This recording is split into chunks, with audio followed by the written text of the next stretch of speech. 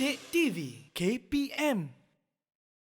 Baik, sebelum saya menerangkan berkaitan dengan peka membaca, marilah kita dengar murid-murid kita membuat rumusan apakah perkara yang mereka pelajari pada hari ini, Mira. Dahulukan murid dahulu kan? Ya. Baik, kita lihat. Baiklah. Daripada apa yang kita pelajari pada hari ini, apakah yang anda perolehi? Siapa nak jawab dahulu tu? Siapa nak cuba? Silakan. Silakan Azib. Terima kasih Azib. Selalu yang pertama. Bukan hebat. yang terakhir. Yang lain pun semuanya bagus juga. Baik, silakan. Pada hari ini, saya dapat belajar tentang tinggi, rendah, intonasi suara apabila saya membaca petikan tadi. Rupa-rupanya pelajar kita dah tahu tentang tinggi, rendah suara apabila membaca.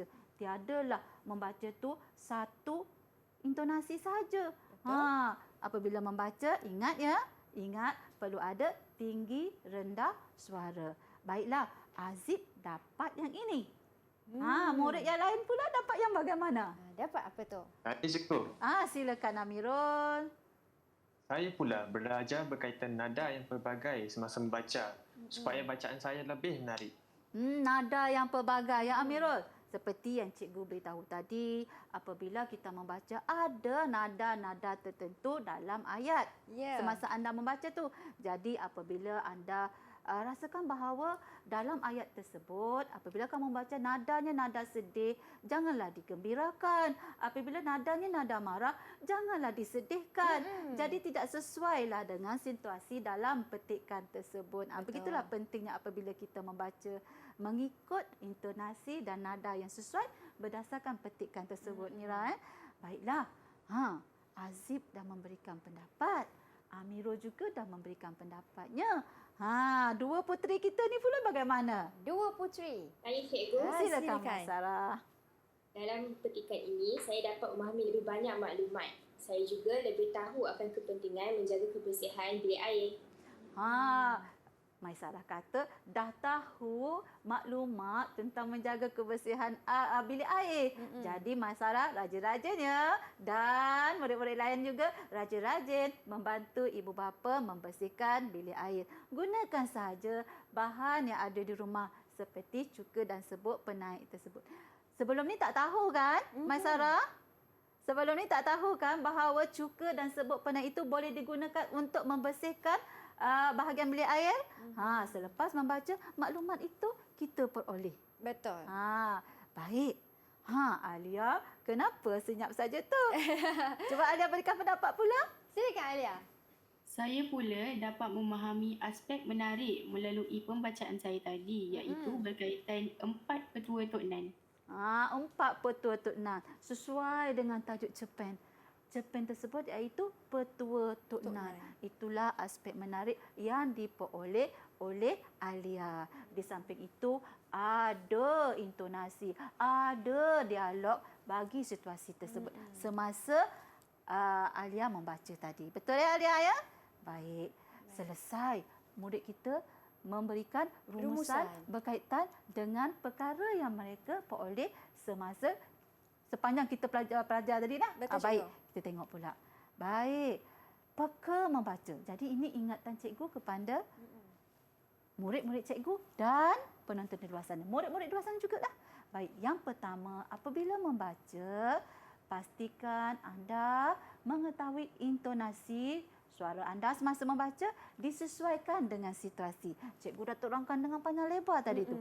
Ya, dalam petikan tersebut pelbagai intonasi biasanya. Jadi sesuaikan intonasi suara ketika membaca.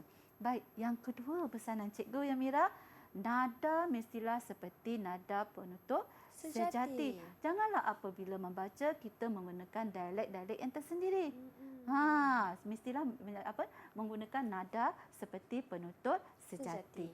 Seterusnya, yang ketiga, sebutan sangat tepat dan sangat jelas. Jadi apabila membaca, jangan membaca tu terlalu laju sampai tidak jelas sebutannya. Jadi apabila kita membaca sebutan secara satu demi satu, jadi kita yang mendengar pun boleh boleh faham apa yang dibaca oleh orang lain. Ingat ya.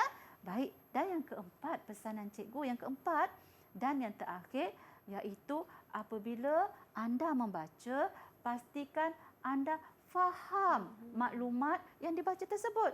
Baik ya, apabila kita membaca, pastinya ada maklumat tertentu yang tersirat dalam petikan tersebut.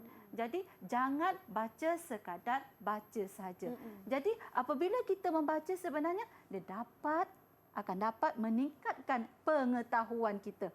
Tadi daripada tak tahu tentang penggunaan cuka kan Mira kan, dah tahu dah. Oh, cuka boleh digunakan untuk membersihkan bilik air. Selesai dah petua saya tu. Nanti ingat ya murid-murid sekalian. Okey. Seterusnya, apa lagi Mira? Seterusnya cikgu, petua sudah tahu, rumusan sudah tahu, nasihat dari cikgu pun sudah tahu. Jadi Mira ingin bertanya kepada cikgu, bagaimana prestasi keseluruhan murid kita pada hari ini? Pada pendapat cikgu lah.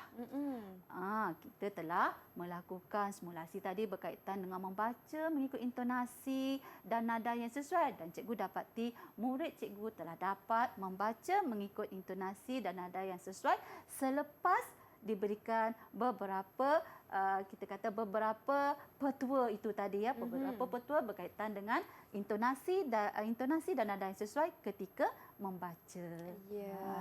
Dan juga cikgu, bagaimana kalau murid-murid di rumah yang ingin mendapatkan latihan ataupun sumber rujukan, di manakah cikgu? Rujuklah sumberku. Didik TV KPM